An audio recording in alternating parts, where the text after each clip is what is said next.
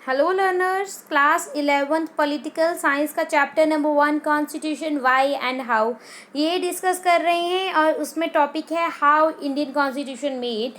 तो ये वाला कॉन्स्टिट्यूशन कैसे बना, ये वाला टॉपिक शुरू किया हुआ है, जिसमें हमने देख लिया है कॉन्स्टिट्यूशन बनाया किसने, कॉन्स्टिट्यूशन असेंबली में। कंपोजिशन क्या है, इसकी प्रोसीजर क्या है, डेलिब्रेशन के बारे में हमने देख लिया है। और अब हम देखेंगे inheritance of national movement. Inheritance मतलब क्या देन है, जो नेशनल मूवमेंट चलाई थी ना, इतनी नेशनल तौर पे जब हमारा देश गुलाम था, वो उस मूवमेंट की हमारी इन जो कॉन्स्टिट्यूशन के क्या इनहेरिटेंस है, क्या देन है, क्या महत्व है, ये बोल सकते हो आप। But no constitution is simply a period of assembly that procedure produce it. तो हम ऐसा नहीं बोल सकते कि जो कॉन्स्टिट्यूशन है वो सिर्फ वही है जो कॉन्स्टिट्यूशन असेंबली ने प्रोड्यूस कर दिया, हम उसको कॉन्स्टिट्यूशन बोलेंगे। ठीक है, उन्होंने जैसा चाहा और उनको जो सही लगता था और वो उन्होंने बना दिया। ठीक है, an assembly as a diverse as a constitution assembly of India could not have a function if there is no background consciousness on the main principle of constitution should enshrine। तो भाई क्या बैकग्राउंड में अगर जाएं तो ये जो सारे मेंबर थे ना, तो ये जितने भी मेंबर थे कॉन्स्टिट्यूशन असेंबली के, तो उन्होंने बैकग्राउंड में सब कुछ फेस किया था, है ना। तो वो सब बैकग्राउंड उन्होंने फेस किया और उन्हीं के नेशनल मूवमेंट में जो उन्होंने पार्टिसिपेट किया, जो उनके मेन प्रिंसिपल थे, उनके ऊपर ही उन्होंने कॉन्स्टिट्यूशन को एंश्राइन किया है। Okay, these principles were forged during the long struggle for a freedom। तो ये जो प्रिंसिपल है, ऐसे नहीं है कि भाई एक दिन में ही कुछ प्रिंसिपल एमर्ज हो गए, नहीं। तो ये बड़ी हमने लड़ाई लड़ी है आज़ादी के लिए, ये लॉन्ग स्ट्रगल के बाद ही ये कुछ प्रिंसिपल बने हैं। In a way the constitution assembly were giving a concrete shape and the form of the principle it had inherited from the national movement. तो नेशनल मूवमेंट में भाई, नेशनल मूवमेंट क्यों चलती थी वैसे, क्यों चलती थी?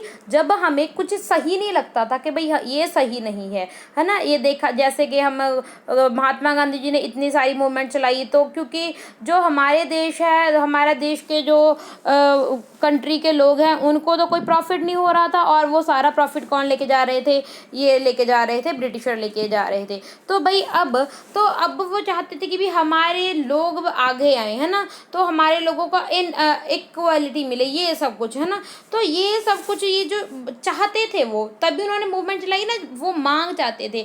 तो अब वही वो चाहते थे भाई, अब उन्हीं को इन्होंने शेप दी, जो ये चाहते थे उन्हीं प्रिंसिपल के बेस पे इन्होंने कॉन्स्टिट्यूशन को शेप दी, जो नेशनल मूवमेंट के इनके मेन प्रिंसिपल थे। For decades preceding the promulgation of the Constitution, the nationalist movement had debated many questions that were relevant to the making of Constitution। यानी कि ये जितनी भी ये जो नेशनलिस्ट मूवमेंट है, इनके डिबेटेड क्वेश्चन थे, उन्हीं के ऊपर ये कॉन्स्टिट्यूशन बनाया गया है। जैसे कि the shape of and the form of the government India should have, the valley it should uphold and the inequality it should be overcome. तो यानी कि हम क्यों चाहते थे, हम मूवमेंट तभी चलाई कि हमें चाहते हैं भी, हम इंडिया की गवर्नमेंट चाहते हैं, हम ऐसे वैल्यू चाहते हैं जिसमें भाई सभी को आगे बढ़ने दिया जाए, सबके साथ ये हम इन इक्वालिटी को ओवरकम करना चाहते थे, इक्वालिटी चाहते थे। तो यही इसीलिए मूवमेंट चलाई गई थी। तो इन्हीं के बेस पे हमने कॉन्स्टिट्यूशन बनाया है। इंडिया ये जो असेंबली है, इन्होंने कॉन्स्टिट्यूशन बनाया है। Answer forced in those debates were given there final form in the constitution. तो इन्हीं डिबेट्स के ऊपर तो फाइनल फॉर्म बना हमारा constitution. Okay, perhaps the best summary of the principal that the nationalist movement brought to the constitution assembly is the objective resolution। तो ध्यान से समझिए, ये objective resolution होता क्या है। ये the resolution that defines the aim of the assembly। objective resolution मतलब ये assembly का aim क्या है। अगर बेस्ट समरी देखी जाए इन प्रिंसिपल की, जो नेशनलिस्ट मूवमेंट के जो मेन प्रिंसिपल थे, वो उन्हीं को कॉन्स्टिट्यूशन असेंबली लेकर आई थी, जो इस असेंबली का एम था, जिसको हम ऑब्जेक्टिव रेजोल्यूशन बोल सकते हैं।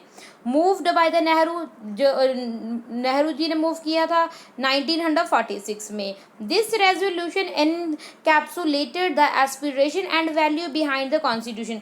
ये जो रेजोल्यूशन है, ये जो एम्स हैं असेंबली के, यही एस्पिरेशंस हैं और वैल्यू हैं कॉन्स्टिट्यूशन की। what is the previous section term as a substantive provision of the constitution। हमने previous जो section था उसमें डिस्कस किया था substantive provision of the constitution is inspired by and summed up by the value of incorporated in the objective resolution. तो ये इसी के ऊपर, यानी कि aim of the assembly objective resolution के ऊपर ही बेस्ड था। ये जो पॉइंट था हमने अच्छे से डिस्कस किया था, substantive provision of constitution. Okay, the based on this resolution, इस रेजोल्यूशन के बेस्ड पे, यानी कि ऑब्जेक्टिव रेजोल्यूशन के बेस्ड पे our constitution give institutional expression. तो इसी के बेस पे जो हमारा कॉन्स्टिट्यूशन है वो इंस्टीट्यूशनल एक्सप्रेशन देता है टू द फंडामेंटल कमेटी। तो फंडामेंटल कमेटी जैसे कि equality, liberty, democracy, sovereignty and a cosmopolitan identity। Thus our constitution is not merely a maze of rules। पहले तो हम भाई जब शुरू में चैप्टर शुरू किया था ना, हमें तो बस इतना सही समझ आया था कि कॉन्स्टिट्यूशन क्या है, ये एक बुक है जिसमें जो डॉक्यूमेंट्स ऑफ रूल्स हैं। मगर अब हम ऐसा नहीं कहेंगे, हमने चैप्टर पढ़ लिया, कितना कुछ सीख लिया है, तो अब हमें ये पता चल गया ये कॉन्स्टिट्यूशन सिर्फ रूल्स ही नहीं है, मेज ऑफ रूल ही नहीं है, and procedure, rules and procedure ही नहीं है, but a moral commitment to establish a government that will fulfil many promises that national movement held before the people।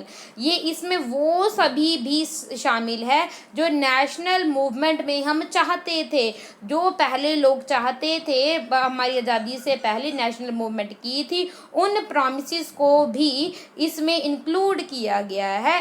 ठीक है, तो ये कमिटमेंट करती है, मॉरल कमिटमेंट भी इसमें सब कुछ शामिल है। ओके, तो ये है मेन पॉइंट्स। देखो ऑब्जेक्टिव रेजोल्यूशन के अच्छे से समझाने वाली हूँ, वैसे बहुत इजी हैं, आप एक बार पढ़ने के बाद समझ में आ जाएंगे। India is an independent sovereign and Republic. जो इंडिया है वो एक आज़ाद, यानी कि जिस पे कोई भी किसी की दखलंदाजी नहीं होगी, रिपब्लिक यानी कि रिप्रेजेंटेटिव ऑफ पब्लिक, एक गणतंत्र राज है। India shall be a union of erstwhile in British Indian territory, Indian states and other parts of the outside British India and Indian states as are willing to be a part of union। तो ये क्या है, India क्या होगा, एक union of erstwhile British Indian territory है। Okay, ये क्या है, इंडियन स्टेट्स हैं इसमें, और जो अदर पार्ट्स हैं ब्रिटिश इंडिया के, जैसे कि इंडियन स्टेट्स, ये भी जो विलिंगली चाहती हैं इस यूनियन का पार्ट बनना। Then territories forming the union shall be autonomous unit. ये जो टेरिटरीज हैं ये फॉर्म होंगी union, forming the union shall be autonomous unit and exercise all power. ये सारी पावर्स को एक्सरसाइज करेंगी, यानी कि इनके पास पावर होंगी, यूज़ करेंगी।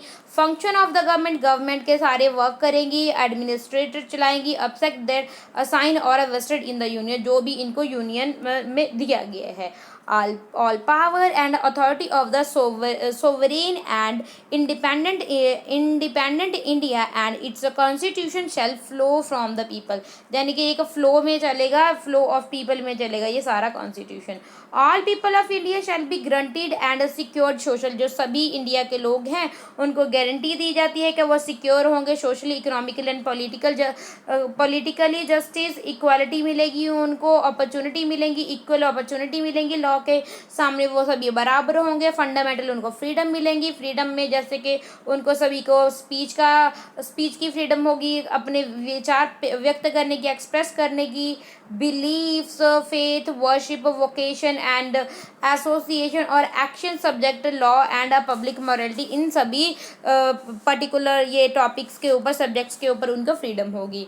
The minority background and the tribal area depressed and other background shall be provided adequate safeguard।